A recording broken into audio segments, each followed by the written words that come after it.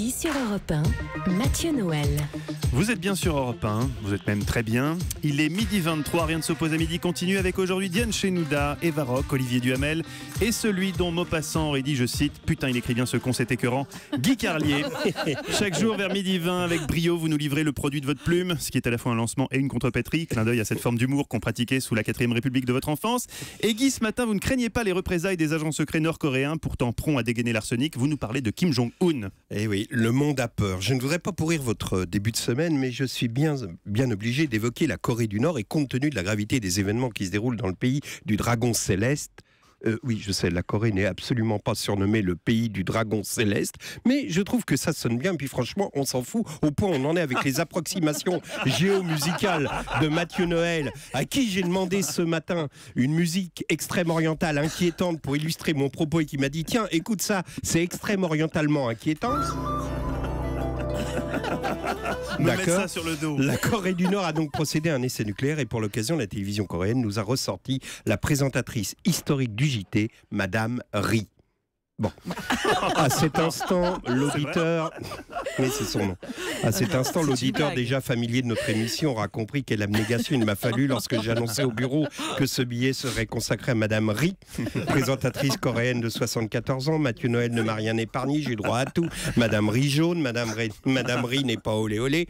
Et surtout, si Madame Ri était l'épouse d'un ancien présentateur des matinales d'Europe, ce serait Madame Ri Soto. Alors, malgré les railleries et les colibets, j'assumerai jusqu'au bout l'angoisse qui m'a étreint à la vue de Madame Ri que la Corée remet à l'antenne à chaque fois qu'il faut annoncer un événement majeur. Et dès que vous apparaissez, Madame Ri, le monde a peur. Une peur accentuée par votre sourire. Un certain sourire, comme disait Sagan, qui amplifie la terreur de vos propos. Hier, en vous voyant sourire ainsi, un peu grasse, un peu apprêtée, vêtue d'une traditionnelle robe coréenne rose, connue sous le nom, c'est authentique, de hanbok dans les provinces du Sud, de chotsonchogori dans les territoires de l'Ouest, et de robe de chambre en pilou de la Redoute à Roubaix-Tourcoing. Derrière vous, Madame Ri, on pouvait voir une image, ça aussi c'est authentique, du mont Patkou, considéré comme sacré par les Nord-Coréens depuis qu'il fut gravi par un ancien dirigeant du pays en signe de rassemblement populaire. Exactement comme le fit Laurent Wauquiez hier au Mont Mézinc. Nos hommes politiques ont donc les mêmes symboles à la con que les Coréens, sauf qu'au JT, on n'a pas ressorti Christine Ockrent de la naphtaline pour nous annoncer l'ascension de Wauquiez. Il faut dire que l'ascension est un grand classique des politiques français. Et oui, nos dirigeants adorent grimper. On se souvient que le premier fut François Mitterrand, dont nous gardons tous en mémoire les images d'ascension de la roche de Solutré, avec Roger Hanin-Sueur au bord du collapsis et Jack Lang repoussant Pascal Sevran sur le bas-côté du sentier pour être dans le champ des caméras. Quand on pense qu'ils sont tous décédés depuis. Enfin bon, puis Jacques Chirac perpétua la tradition. On peut même dire qu'il grimpa énormément, mais par une pudeur qui l'honore, il ne médiatisa pas ses ascensions. Ceux qui savent, affirmant néanmoins qu'il a grimpé de célèbres sommets italiens par toutes les faces. Si j'avais l'émotion facile, j'aurais conclu cette chronique en vous parlant de ce trottoir de Paris où ce matin une petite fille de 6 ans pleurait en s'accrochant à sa maman. Ne pleure pas ma chérie, derrière cette grande porte qui te fait si peur. Tu vas commencer à marcher sur le chemin de la connaissance, du savoir, de la culture, enfin de toutes ces choses qui te permettront de ne pas être dupe des symboles à la con que constituent les collines grimpées par les démagogues de Corée ou d'Ardèche. Elle m'a dit d'aller siffler là-haut sur la colline. Merci Guy. Les sommets italiens par toutes les faces. Je la garde en mémoire celle-ci. Europe 1.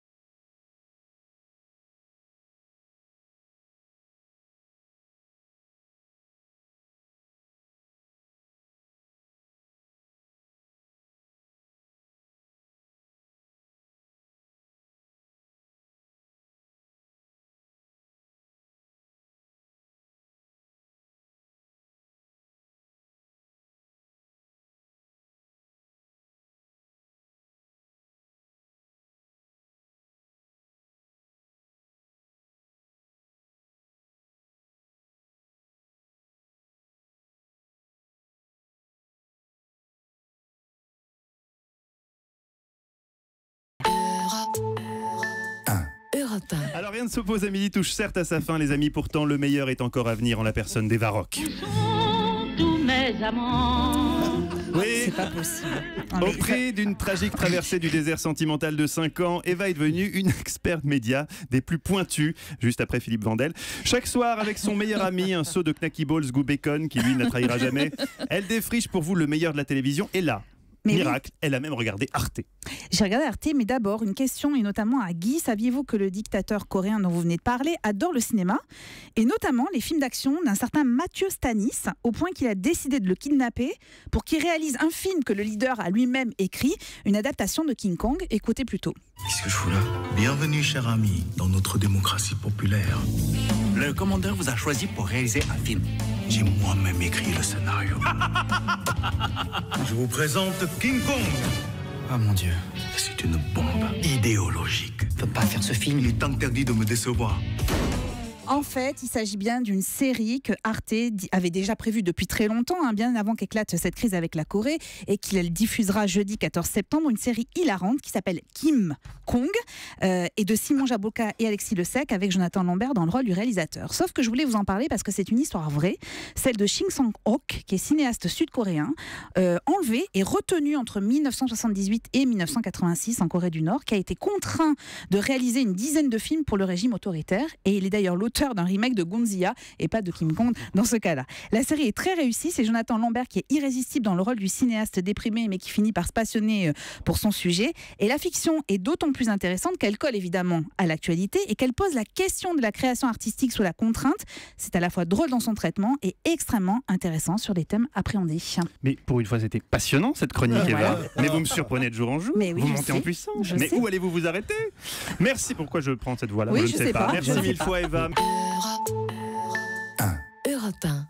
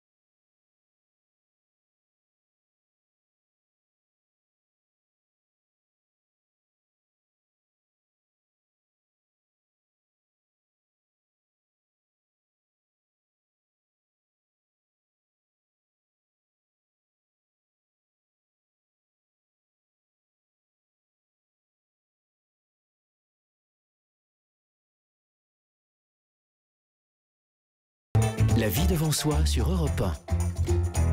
Isabelle Quenin. On parlera dans quelques instants de la mémoire, comment se fabriquer une bonne mémoire et à tout âge. Si vous voulez témoigner, vous nous appelez au 39 21, mais tout de suite, et puis comme chaque après-midi, c'est le docteur Gérald de Kierzek qui répond aux questions du répondeur santé. C'est parti. Oui, bonjour, c'est Nicole. J'appelle de Vertou, à côté de Nantes, concernant le vitiligo, je crois.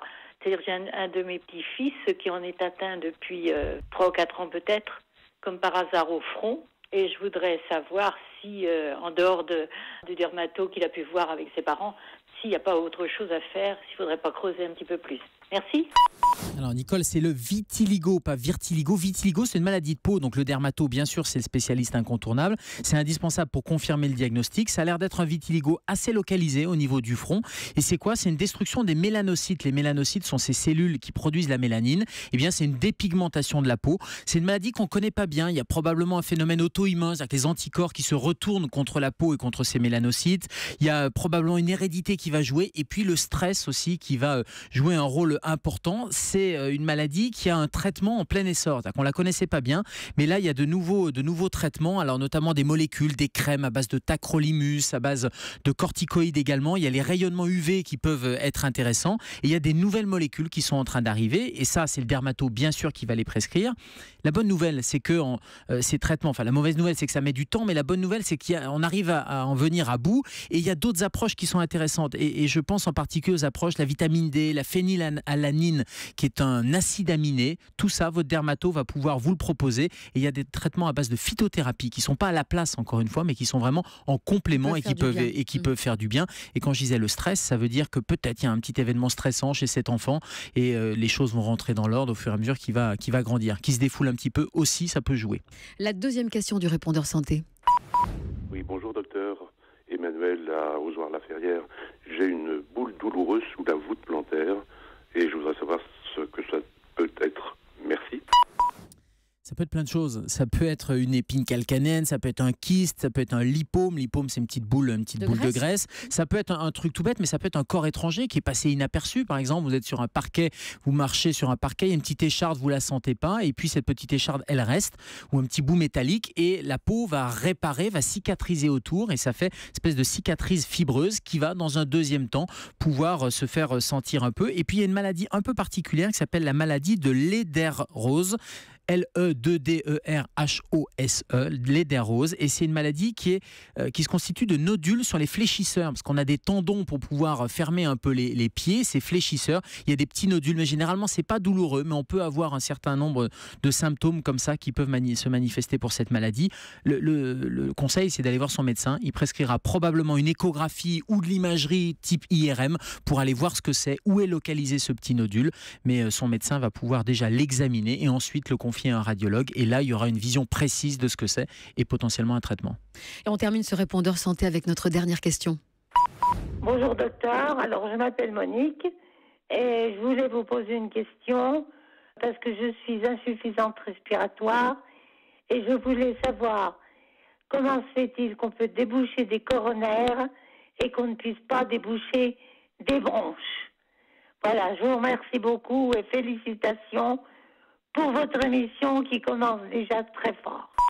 Merci Monique, merci pour ces félicitations. Et question d'une logique implacable. C'est vrai que les coronaires, qui sont ces artères du cœur, on arrive à les déboucher. Les cardiologues mettent une petite sonde, on met des petits ressorts et on se dit si on arrive à déboucher des toutes petites choses comme des artères, pourquoi on n'arrive pas à déboucher des bronches? Alors, on arrive à déboucher des bronches, bien sûr. Les pneumologues, grâce à la fibroscopie, arrivent sur des rétrécissements bronchiques à pouvoir ouvrir ces bronches, mettre la même chose, des petits stents pour pouvoir maintenir l'ouverture des bronches. Sauf que l'insuffisance respiratoire, c'est pas souvent lié à une bronche qui se rétrécit, mais à d'autres choses.